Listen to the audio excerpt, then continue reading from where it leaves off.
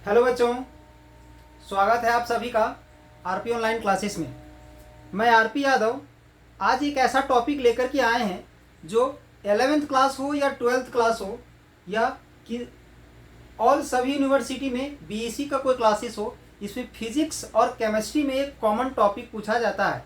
एक common chapter है जो फिजिक्स और केमिस्ट्री दोनों में यूज होता है। 11th क्लास हो या 12th क्लास हो, इससे हायर क्लासेस हो। चैप्टर का नाम है थर्मोडायनेमिक्स। ठीक है, ये 11th 12th में दोनों में फिजिक्स और केमिस्ट्री में कॉमन चैप्टर है। तो इस चैप्टर का एक बहुत ही इंपॉर्टेंट टॉपिक्स है फर्स्ट लॉ ऑफ थर्मोडायनेमिक्स। तो फर्स्ट लॉ ऑफ थर्मोडायनेमिक्स में हम लोग को ये बताया जाता है कि अगर कोई भी ऑब्जेक्ट या कोई भी सिस्टम सराउंडिंग से हीट एनर्जी अब्जॉर्ब करेगा तो वो जो हीट एनर्जी है वो हीट एनर्जी उसका इंटरनल एनर्जी या उसके द्वारा किए गए वर्क डन से किस प्रकार से रिलेटेड होता है।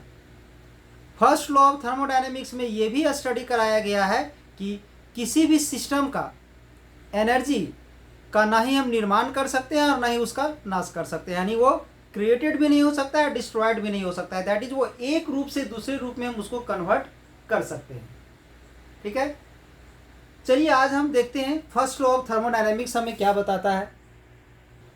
ध्यान दोगे, the first law of thermodynamics states that energy can be converted from one form to another with the interaction of heat work and internal energy, but it can not be created nor destroyed. यानी किसी भी system का जो heat energy है उसे हम लोग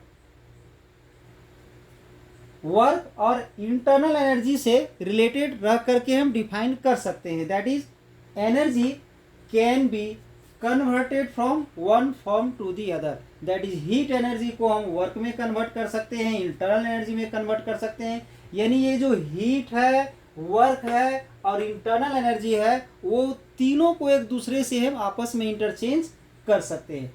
but it can not be created nor destroyed, यानी इसमें से किसी एक का भी हम निर्माण और विनाश नहीं कर सकते हैं। एक रूप से दूसरे रूप में एक दूसरे को कन्वर्ट किया जा सकता है। और ये तीनों एक दूसरे से किस प्रकार से रिलेटेड है वो हम mathematical representation of the first law of thermodynamics में बताने वाले हैं।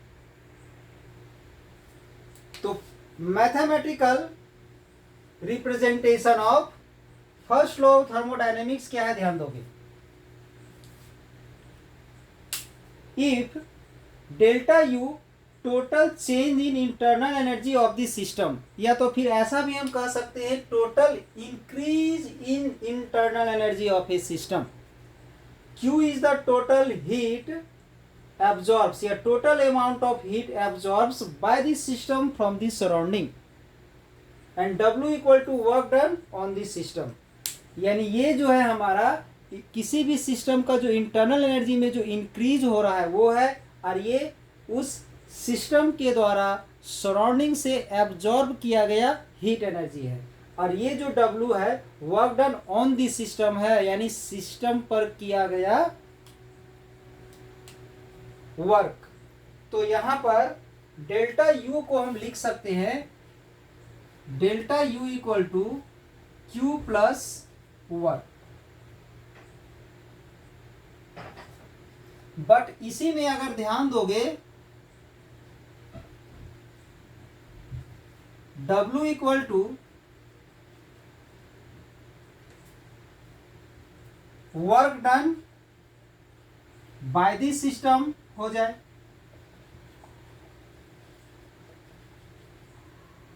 ये था हमारा ऑन दी सिस्टम। अगर ये work done by the system अगर हो जाता है तो इस कंडीशन में डेल्टा U इक्वल टू आ जाएगा Q minus W।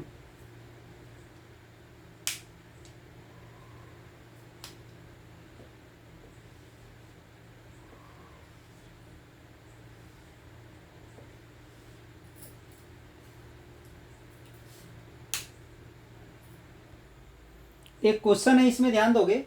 When 430 joule of work was done on a system it lost 120 joule of energy as heat, यानी एक सिस्टम पर इतना जूल वर्क किया जाता है तो क्या होता है उससे कि सिस्टम जो है 120 जूल एनर्जी हीट के रूप में लॉस कर देता है, मतलब उसका हीट एनर्जी 120 जूल लॉस हो जाता है, एब्जॉर्ब नहीं करता है, लॉस हो जाता है, मतलब कमी आ जाती है। Calculate the value of the internal energy of change, internal energy change for this process. तो ध्यान दोगे इसमें दो ठो फॉर्मूला बताया गया है, एक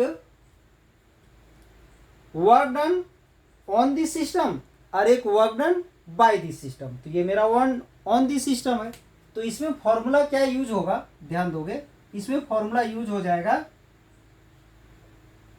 delta U equal to delta Q plus W. तो ध्यान दोगे अगर ये जो Q है ये क्या है, amount of heat energy absorbs by the system, but यहाँ तो लॉस हो रहा है, एब्जॉर्ब होता तो इसका वैल्यू प्लस होता, मतलब उसमें बढ़ता, लॉस हो रहा है मतलब डिक्रीज हो रहा है, तो यहाँ से Q का जो वैल्यू होगा वो -120 जूल हो जाएगा एंड W का जो वैल्यू होगा वो 430 जूल हो जाएगा। दोनों का वैल्यू अगर यहाँ पर हम लोग पुट करके इसे सॉल्व कर देते हैं तो इसका वैल्यू आ जाएगा 310 जूल। ये आ गया इसका आंसर। तो ये था हमारा फर्स्ट लॉ ऑफ थर्मोडायनेमिक्स का स्टेटमेंट, और इस स्टेटमेंट पर एक छोटा सा न्यूमेरिकल प्रॉब्लम था।